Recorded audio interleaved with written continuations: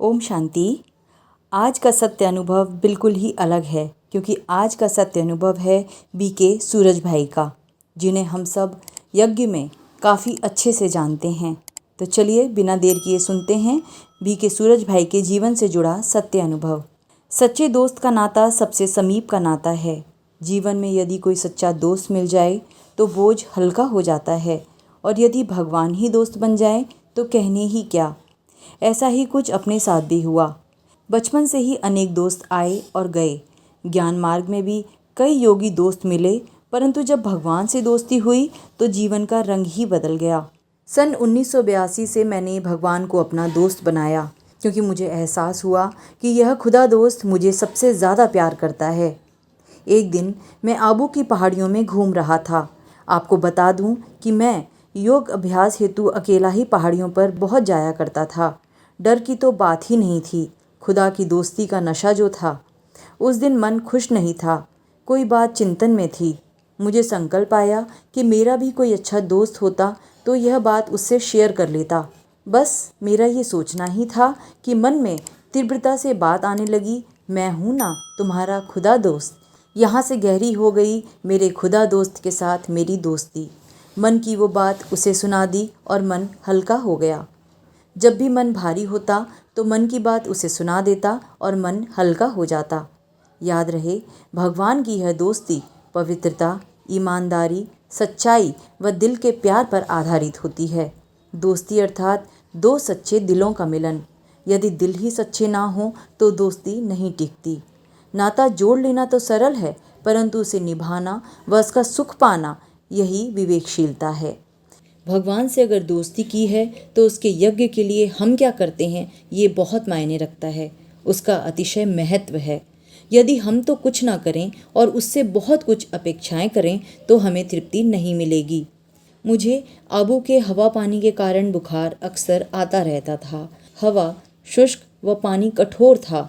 बात सन 1969 की है। अचानक मुझे बुखार रहने लगा। मैं किसी को बताता भी नहीं था, क्योंकि यज्ञ ना तो इतना संपन्न था और ना ही कोई दवा आदि थी। मुझे स्वयं को योग बल से ही ठीक करना था। इसके 7 दिन बाद संतरी दादी बाबा के रूप में जब योग कर रही थीं तो अचानक ध्यान स्थिति हो गई।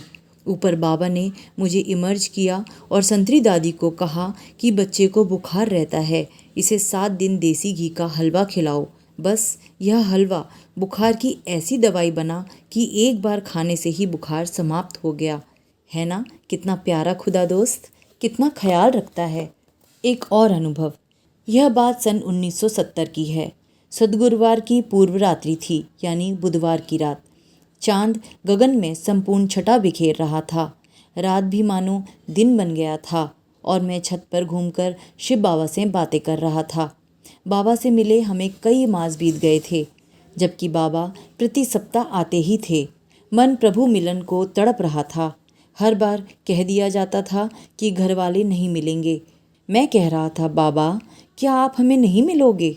बाबा आप आओ, हमें मिलो, कल तो पार्टी भी नहीं है। बाबा आपसे मिलने की बहुत इच्छा है। बाबा आप आओ, मुझे आपसे मिलना है। मैं सारी रात यही कहता रहा। सुबह सद्गुरुवार को बाबा को भोग लगाया गया और बिना किसी पूर्व प्रोग्राम के बाबा आ गए। सभी अति आनंदित, चारों ओर आवाज़ हो गई, चलो हॉल में बाबा आ गए। उन दिनों बाबा एक एक से मिलते थे। दादी मनमोहिनी बाबा से सबको मिला रही थीं। हम 40-45 भाई बहन थे। मेरा नंबर आया। बाबा ने दृष्टि दी और पूछा, रात को कितनी बार बुलाया है, नींद आई या नहीं? मन आनंद विभोर हो गया। यह था खुदा दोस्त का प्यार। उसने प्रीत की रीत निभाई। तब मैं 20 वर्ष का ही था। वो रात और वो दिन आज भी मुझे बहुत अच्छे से याद है। एक दिन की बात है, बाबा का अवतरण ओम शांति भवन में हुआ। मैं ठीक ठाक था। मुरली सुनकर हम सो गए, क्योंकि बाबा सारी रात रहते थे। अचानक रात्रि 12 बजे तीव्र बुखार हो गया। यह बुखार 160 डिग्री था। दवाई ली। 2:30 बजे बुखार 105 डिग्री पर आ गया। मैंने किचन के अपने साथी चिम्मन भाई को बुलाया और कहा, बाबा के पास जाओ और मेरा समाचार बताओ। भोला चिम्मन बिना रोक टोक बाबा के सामने पहुंच गया। बाबा को बताया। बाबा ने दृष्टि देकर वहाँ रखा आधा संतरा दिया। उसको खाते ही सवेरे तक मेरा बुखार ठीक हो गया। घटना 1982 फरवरी की है। दिल्ली लाल किला मैदान में ऑल इंडिया लेवल पर बड़ा कार्यक्रम हुआ। वहाँ से 500 विदेशी व 1700 दक्षिण भारत के भाई बहन मधुबन में आ गए। पांडव भवन छोटा था, 1000 लोग भी कठिनाई से ही रह पाते थे। हमने 5 दिन किचन में बहुत सेवा की। गुरुवार आया, 2 बजे उठकर हमने भोग बनाया। अब प्रातः 7 बजे से मुझे बुखार चढ़ने लगा। 8 बजे तक तीव्र बुखार हो गया। मैं किचन में ही था। 8 बजे बाबा को भोग लगना प्रारंभ हुआ। हम सब भाई वहीं बोरियों पर बैठकर योग कर रहे थे। मैं रेस्ट में जा नहीं सकता था क्योंकि जिम्मेदारी थी।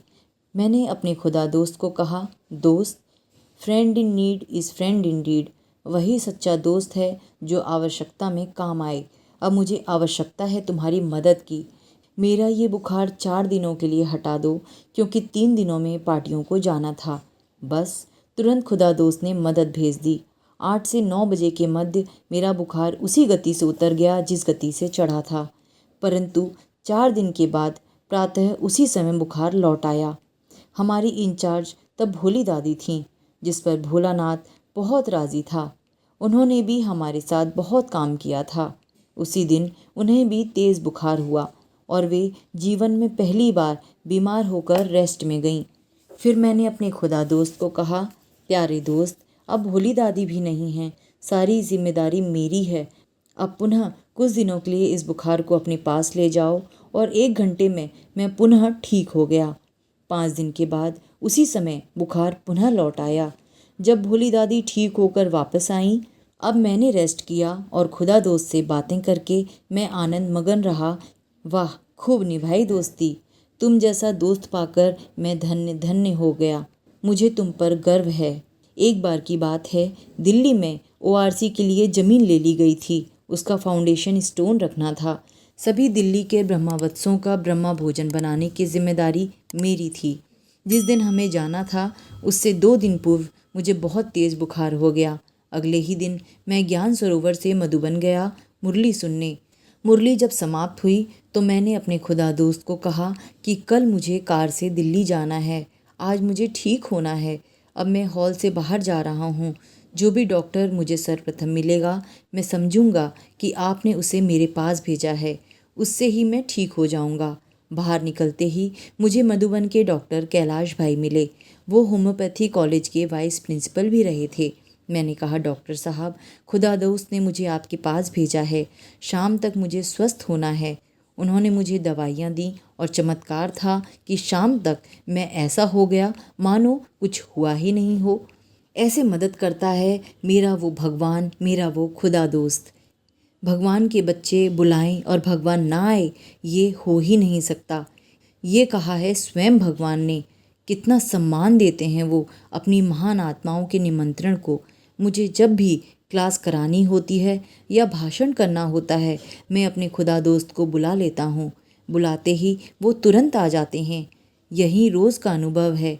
काम पड़ने पर ही नहीं, बल्कि भोजन पर, गाड़ी में बैठते, पिकनिक करते, अन्य कई जगहों पर हम उन्हें प्यार से बुलाते हैं।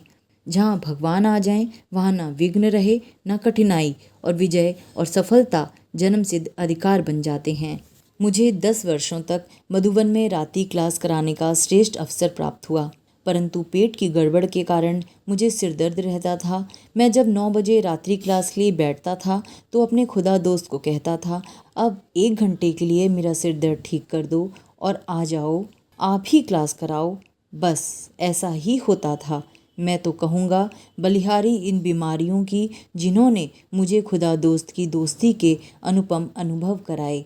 ये सच है कि विघ्न बाधाएं हमारी उन्नति की सीढ़ी बन जाती हैं यदि हम उनमें परेशान ना होकर अपने खुदा दोस्त को यूज़ करें।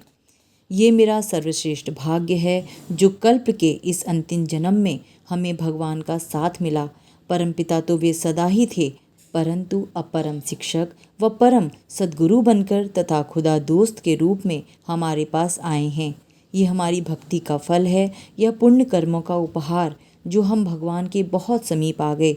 जो कुछ हमने सोचा भी नहीं था वो देखा, वो सब कुछ पाया। अब खुदा दोस्त परछाई की तरह मेरे साथ रहते हैं।